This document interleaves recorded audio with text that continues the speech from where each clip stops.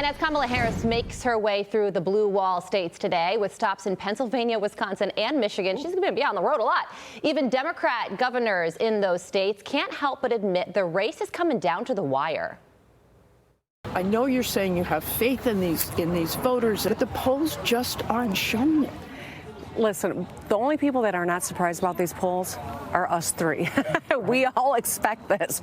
We are not upset about it. We're not scared. We got a better candidate. We've got receipts on the issues that matter to the American people, on the economy, individual rights, affordable housing, et cetera. I'm feeling really good, not just about the way the votes seem to be lining up as we get close to the end here, but the enthusiasm we have. I feel confident that it's going to be much larger than the last time. Big statements there. Karoline Leavitt, the Trump 2024 National Press Secretary. She joins us now. Karoline, publicly, you heard it right there. They're expressing real confidence in Kamala. What are they telling people behind the scenes, do you think? Well, I think they're telling them, we got to get our act together, you guys, because President Trump is going to win the blue wall states of Michigan, Wisconsin, and also Minnesota. He's trending in the right direction. This morning, for the first time, the Real Clear Politics average shows President Trump leading in every single battleground state. And as we released a couple weeks ago, our internal data shows the same. That's why you see the Democrats are panicking. And Kamala Harris is really changing her message. She came into this race as the candidate of joy. And now the last couple of weeks, if you've noticed, she's become very angry, very defensive, resorting to their shameful attacks, comparing President Trump to Hitler, calling him a threat to democracy, now saying he's exhausted, which is a joke. And the American people aren't buying it, and you're seeing it reflected in the polling. Okay, so Caroline, I thought this was really interesting. I want to play a compilation of political ads from Bob Casey in Pennsylvania, Tammy Baldwin, Wisconsin, and Elisa Slotkin in Michigan, all Democrats, all promoting their connections to Donald Trump. Watch this. Casey bucked Biden to protect fracking, and he sided with Trump to end NAFTA and put tariffs on China to stop them from cheating. Tammy Baldwin got President Trump to sign her Made in America bill. And then she got President Biden to make it permanent. That's why I wrote a law signed by President Trump forcing drug companies to show their actual prices. How about that? Not something that you expect to see from three different Democrats in three different races in three different swing states.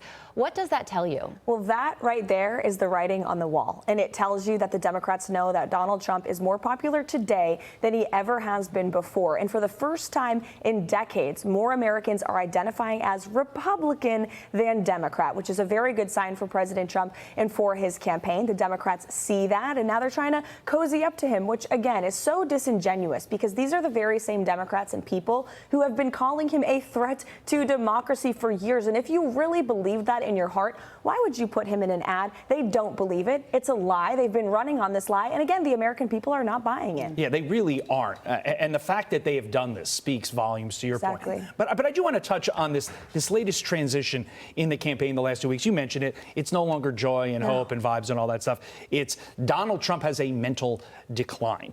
As a campaign spokesperson, can you 100% confirm that that is not happening? And what is the campaign's response to that when there is an out-and-out lie, which I'm assuming you're going to say it is? It's unequivocally false. President Trump has more energy and a harder work ethic than anyone in American politics. He has been barnstorming the country for months. There are 15 days to go, and he will be on the road holding multiple events every single day. Yesterday, he was at a McDonald's. Then he went and held a town hall. He made an appearance at Sunday Night Football in Pittsburgh last night. Today, he's touring storm damage in Asheville, North Carolina. Then he's going and doing a rally. Then he has an event tonight with faith leaders to get out the vote. This is what he does every single day. And the American people believe what they see with their own eyes. And that is Donald Trump barnstorming the country day after day and state after state, working to earn the votes of the American public. Let's talk about the schedule for Kamala Harris. She's going to be with Liz Cheney the whole day. They're making stops in Pennsylvania, Michigan, and Wisconsin. Let's hope they like each other, because that's a lot of travel for two ladies. Their goal, of course, is to appeal to the anti-Trump Republican. Is there any concern? Can you respond to that from the campaign? Any concerns there? In this election, at this point in the race, that type of Republican doesn't exist anymore, except for Liz Cheney, who lost her race with more than 70% of the vote, by the way, largest defeat in American history. I don't think people are listening to what she has to say. These so-called Republicans who are now campaigning with Kamala Harris are more driven by their hatred for Donald Trump than their love for this great country. Liz Cheney herself said that Kamala Harris is a radical liberal, and that's what she is. Most Americans see this race as a binary choice between a very successful former president and a failure of a vice president in Kamala Harris, who would destroy this country even more than she has over the past 4 years. At the top of this interview, we talk numbers. You all have your own internal polling where you get to see things. How many votes does the Trump campaign anticipate losing because Liz Cheney endorsed Kamala Harris, Adam Kinzinger endorsed Kamala Harris? Is on a scale between 0 and 0, how many is it? I think it's a big fat 0. Got it, okay. No, but the campaign is doing something interesting. The RNC is targeting low propensity voters. That's right. Tell us a little bit about that, and if you think it's a strategy that will pay off. I mean, these are registered Republicans, right, that don't vote in every single election. That's right. And the campaign is hoping to turn them out. How do they do that when, I mean, the definition, they're called low propensity?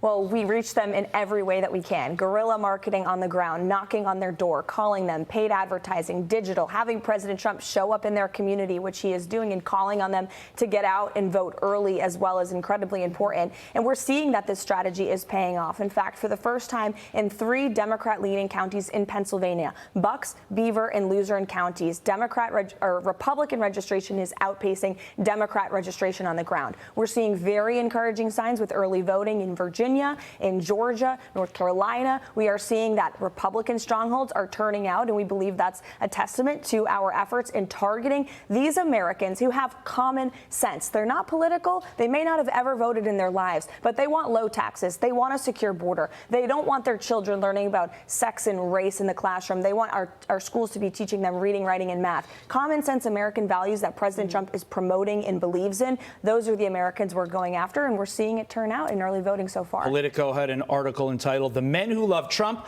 But Might Not Vote for Him." You're telling us you're going to get them to vote for him. You're going to turn out those votes. Amen. Karoline Leavitt, appreciate your time this morning. Caroline. Great insights into the campaign. Thank you. Too.